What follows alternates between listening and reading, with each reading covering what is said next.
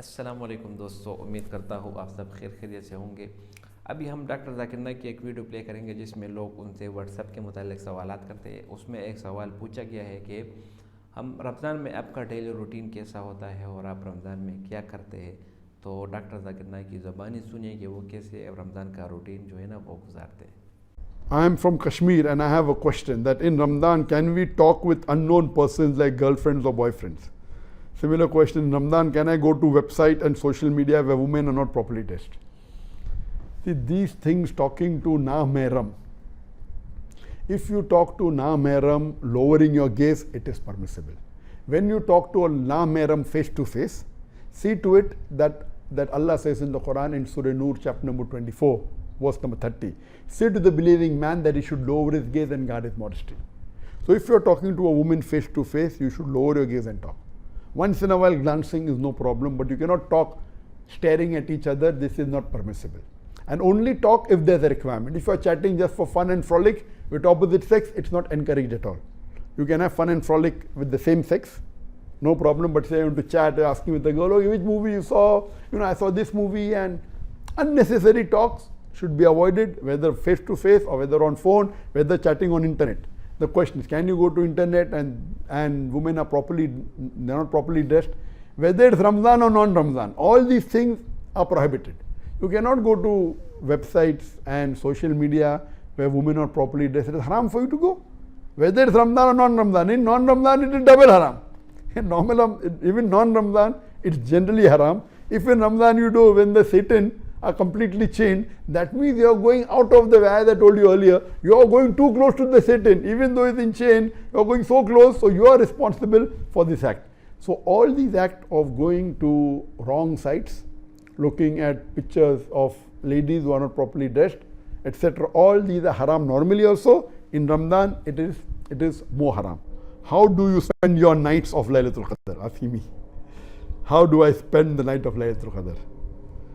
We cannot come anywhere close to how did the Prophet spend the night, and we have discussed that in the last few sessions. How did the Prophet spend his night with Laylatul Qadr? As far as I am concerned, what I do is that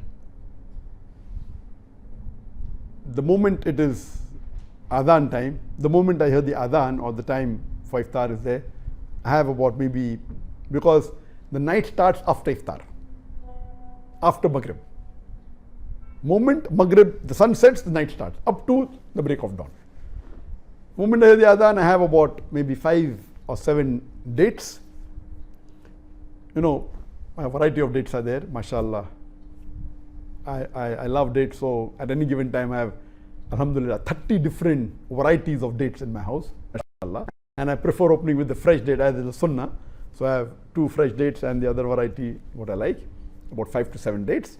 I have 1 or 2 slices of fruits, maybe apple or pear, and then I go for the Maghrib Salah.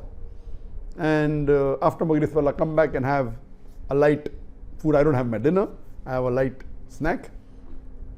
Then hardly there is a gap of, from after I come back from Maghrib Salah, there's a gap of hardly maybe 25-30 minutes before we have to go back to the Isha Salah, because in Malaysia, the time between is very less, maybe 1 hour, some few minutes, but the time after the Salah ends, we finish a Sunnah. And what I have done that during my normal, what all normal Salah I read the Faraiz, the Sunnah, the Muqadddah, the Ghair Muqadddah is continuing, but little bit the istighfar after the Salah has increased. Normally, I do 100 istighfar after every Salah. But in Ramadan, I have increased to 200 after every Salah. And that's throughout the Ramadan. So it is 200 every Salah. So I try and reach the 1000 target, but normally it is 500 in a day. I come back, I have a light snack, I don't have the dinner. Then go back for Isha, follow with Taraweeh. Now Isha and Taraweeh put together during the last 10 nights, we also have the additional Qiyam. And mashallah, the good thing is that even though there's a lockdown, mashallah, we have kept one room separately as the musalla, or one room separately as the prayer room. So I have a staff, and I've got the security. So the 2 staff I've got, and I've got security. So there are 4 people and myself, 5 of us, mashallah, we pray. And when it was announced by the government here that the lockdown will start, announced late in the night, the day after tomorrow. So we had 1 day full, or maybe 10 hours, what we could purchase. So most of them went to purchase the food, etc., what they require, because lockdown will continue 2 weeks and extend for 7 weeks. What I did, the moment I heard that there was going to be a lockdown, I went to Kuala Lumpur, which I rarely go, and I purchased a good sound system. Because I'm very particular about quality.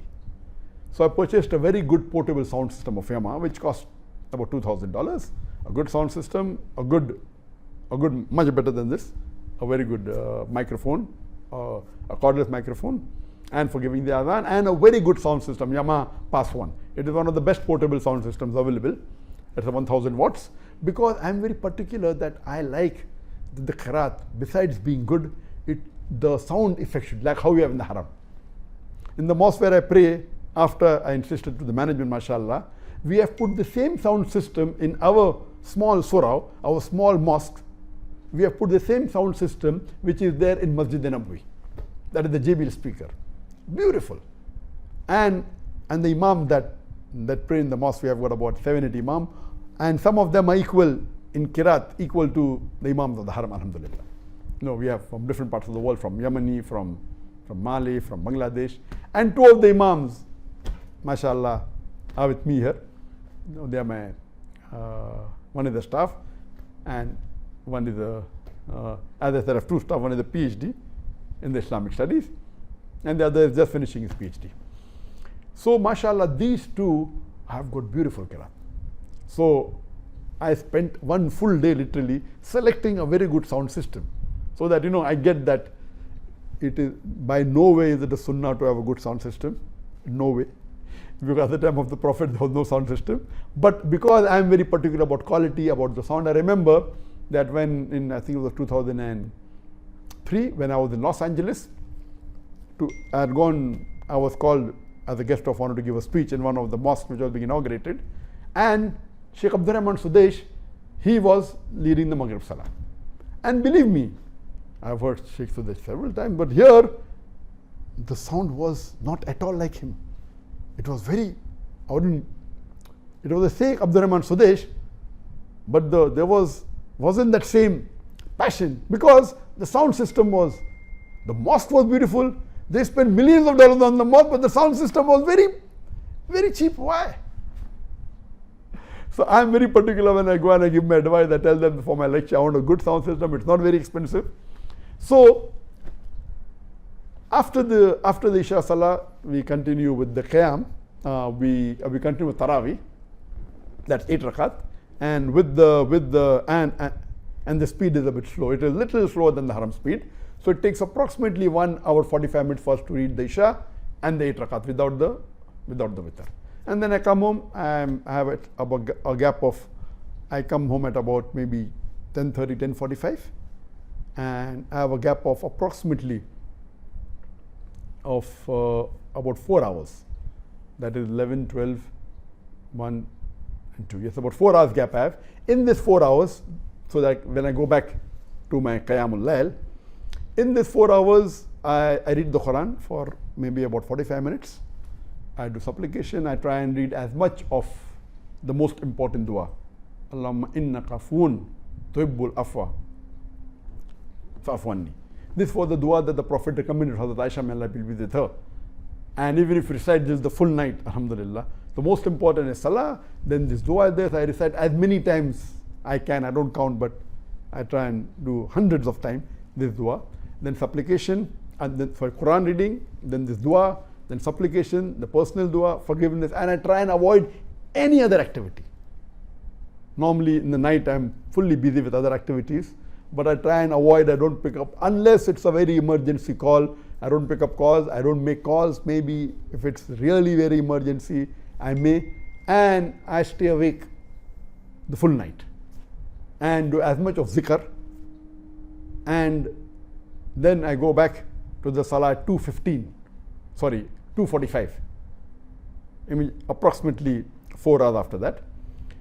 And for 2 hours, we have another 8 rakat, followed with 3 witr. This takes about 2 hours because the recitation is slower than the average speed of the haram, so that we can have more khushu.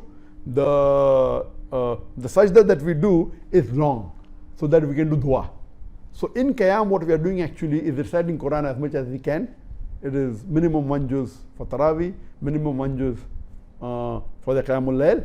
And I forgot to tell you that in that 4 hours time, I also read my tahajjud. Again, 8 rakat on my own. Because in normal Ramadan, besides my 8 rakat tahajjud I eat at home, I also read 8 rakat Taraweeh. In the Qiyamul Layl, the 8 rakat tahajjud that I have on my own, I read along with the 8 rakat Taraweeh in Jamaat, which takes approximately 1 hour 45 minutes, an additional 2 hours that is there for Qiyamul Layl. That's a few hours before the Fajr Salah starts. So on average, I pray more than 4 hours. Our night is about 10.5 hours. So I pray more than 4 hours of my time out of this 10.5 hours, which is more than 35% of my time, more than 1/3 of my time goes for Salah, then maybe for the Quran part of the time, then for dua, then for zikr and forgiveness, and but natural doing Sairi, and then I have my dinner. Before I go for the Qiyam, I have my dinner. So I break the fast with the dates and with fruit, a few slices of fruit, and I have a light snack before Taraweeh. Then in between the Taraweeh and the Qiyam, maybe at 1 o'clock, 1:30, I have my dinner. And then after I come back from my Qiyam, again I do a little bit more zikr for about 15 minutes. Then we do the suhoor. Suhoor takes more than half an hour. And so maybe 1 hour goes in the meal, 4 hours, 15 minutes for the salah, for dua, for zikr. This is my routine for the last 10 nights. And the day is packed. Because of that, you'll be shocked to know many a times my average sleeping is for 3.5 hours. You know that in Malaysia. Sometimes I slept for 1 hour 15 minutes and give the talk. 1 hour 15 minutes. 1 hour 15 minutes only. Because I don't want to be disturbed in night, so that my ibadah is not disturbed. And I do the other activities, the social media, the phone calls, the other things in the daytime. So my sleep gets reduced. And every time we set up this, people may think 1.5 hour show, so Zakir may be spending 2 hours. No. For setting up takes at least, initially it took more time, but now it takes about 1.5 hours. To set up, to see the lighting, it takes 1.5 hours of my time to set up. To see everything is correct, whether it's working, we do a trial run every time before coming. So 1.5 hours to set up, 1.5 for the show. So that takes approximately 2 hours, then to again keep the furniture back additional. And so approximately you could say about 3.5 hours only on this. And then selecting questions. We have only on the WhatsApp, every session, at least 5,000 questions. These people select and they give me about 300-500 questions. From that 300 questions, if I have to have 20 questions, it takes a few hours to read the question and to place them, and then 25% of the question is asked from live. So all this on average, it takes approximately 8 hours. One session of mine of 1.5 hours takes approximately 8, 9 to 10 hours. It may look like a 1.5 hour session because I'm for quality. Otherwise, like any other speaker, I can come and for 1.5 hours maximum, I will give only 2 hours. No, when it comes to mine, I pay a lot of attention on the technicalities. So during the last 10 nights, I avoid doing any of these things which are my normal routine, except the salah. I increase in the ibadah because I don't want to miss this Laylatul Qadr. As Allah says, it is better than 1,000 months. It's equivalent to full lifetime. More than 80 years of your life. So, do as much as ibadah and I forgot one thing. I try and do charity. Every night, I give few minutes in doing charity, whether it be online, whether giving it personally to someone or asking my staff to put the money into the account. We try and do charity as much as possible in all these 10 nights, besides the month of Ramadan. खुशामदीद दोस्तों, उम्मीद करता हूँ video आपको पसंद आई होगी और video अपने पूरी देखी होगी। रमज़ानुल मुबारक में जो रूटीन है वो डॉक्टर जाकिर नाइक के जो है ना, हर एक के अपने अपने होते हैं, लेकिन आमतौर पर मैं ये कह सकता हूँ कि अगर आप अपनी रूटीन ये बना लें कि सुबह आप सहरी के वक्त जब आप उठे तो सहरी से 1 घंटा पहले उठ जाए, वज़ू करें, 4 रकात, 6 रकात, 8 रकात तहज्जुद पढ़े, ठीक है, खूब दिल से, और जो दुआ मांगोगे वो कबूल होगी। क्योंकि तहज्जुद के वक़्त जो है ना लोग सो रहे होते हैं और आप अल्लाह के बंदे जाग कर नमाज़ पढ़ते हैं, अल्लाह से दुआ मांगते हैं, तो अल्लाह ताला उसको कबूल कर लेते हैं, ठीक है। और दूसरी बात यह है कि अल्लाह ताला हदीस में आता है कि अल्लाह ताला तहज्जुद के वक़्त निसफ़ आसमान तक आ जाते हैं, दुनियावी आसमान तक, और ये ऐलान करते हैं कि है कोई मांगने वाला जो मैं इसको दे दूँ, है कोई दुआ करने वाला जिसको मैं कबूल करूँ। तो रमज़ान में ये आदत बनाए, तहज्जुद आप ना छोड़ें। दूसरी बात यह है कि उठकर थोड़ा तिलावत करें, ठीक है। उसके बाद आप सहरी पर बैठ जाए, सहरी करें खूब मज़ेदार आराम से, और उसके बाद नमाज तक आप इंतज़ार करें, सुबह की नमाज तक, ठीक है। ये चीज़ें अगर आप में हुई तो आप एक परफेक्ट सहरी में बनने वाले हो जाते हैं, ठीक है। लेकिन अगर आप सिर्फ उठे और खाना खाए उसके बाद सो जाए तो फिर आप में और जानवर में कोई फ़र्क नहीं है। जानवर भी सुबह उठ जाए और खाना खा रहे और घास वगैरह खा ले और बस फिर दोपहर तक खूब मज़े से सोता रहे या जो भी करे वो। तो आप में और जानवर में कोई फ़र्क ना हुआ, ठीक है। सहरी के लिए उठे तो कम से कम आप वज़ू करें, नमाज़ पढ़े, कुरान पढ़े, ताकि जो बरकत वाला टाइम है वो आपसे ना निकल जाए, ठीक है।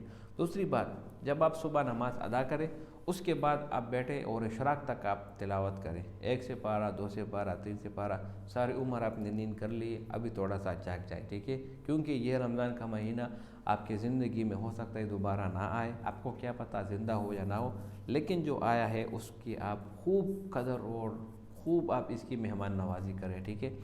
इशराक के बाद अगर आप सोना चाहें तो सो सकते हैं, नहीं तो जो आप दुनियावी काम है, स्कूल है, कॉलेज है, यूनिवर्सिटी है, मदरसा है, ऑफिस है, जो भी आप चले जाए अपना काम करें, ज़िक्र ना छोड़ें। रास्ते में, बस में, गाड़ी में, दफ्तर में ज़िक्र आप दिल से करें, इस्तग़फ़ार करें, सुभान अल्लाह पढ़े, जो भी आपको मर जाए वो करें, ठीक है। मसवाक का इस्तेमाल भी करें, मसवाक से आपका रोज़ा ख़राब नहीं होगा, ठीक है। हाँ, अगर आप कुली करें तो कुली में आप गरारे ना करें, क्योंकि आपका खदशा है कि पानी आपके जो है ना उससे नीचे निकल जाए, ठीक है, ये ना करें। तो मोबाइल का इस्तेमाल तो बिल्कुल आप छोड़ दें दिन के वक़्त, क्योंकि आपका रोज़ा होता है और रोज़ा नबी अलैहि सलाम फरमाते हैं कि रोज़ा मोमिन के लिए डाल होता है, ठीक है। और ये डाल जब तक ये मोमिन ख़ुद ना फाड़ ले, किसी कोई इसको नहीं तोड़ सकता। तो मोबाइल को आप इस्तेमाल ना करें ना, ठीक है। सिर्फ कॉल के लिए इस्तेमाल करें, जो ज़रूरी बात है वो करें, बाकी आप इसको रहने दें। ज़िक्र को ज़ोर दें, तिलावत को ज़ोर दें, तिलावत को ज़्यादा ज़ोर दें, क्योंकि अल्लाह ताला कुरान में फरमाते हैं शहर रमज़ान अल्लज़ी उन्ज़िल फ़ीहिल कुरान, इसमें कुरान नाजिल हुआ, तो आप कुरान की कदर करें और इसकी अहमियत को उजागर करें। तो इस तरीके से अगर आप रमज़ान गुजारेंगे तो मैं बेशक बता सकता हूँ कि ये रमज़ान आपकी पूरी ज़िंदगी की यादगार होगी, ठीक है। इस तरह रमज़ान फिर आपकी ज़िंदगी में नहीं आएगा, तो इसकी कदर करें, वक्त ज़ाया ना करें, आराम में भी और बातों में भी, मोबाइल में भी, इसमें आप वक्त ज़ाया ना करें, बल्कि अपने अमाल की पाबंदी करें, तो ये रमज़ान आपके लिए बहुत ज़बरदस्त साबित होगी। उम्मीद करता हूँ वीडियो को पसंद आई होगी। अगर वीडियो को पसंद आए तो इस चैनल को सब्सक्राइब करें। बहुत शुक्रिया।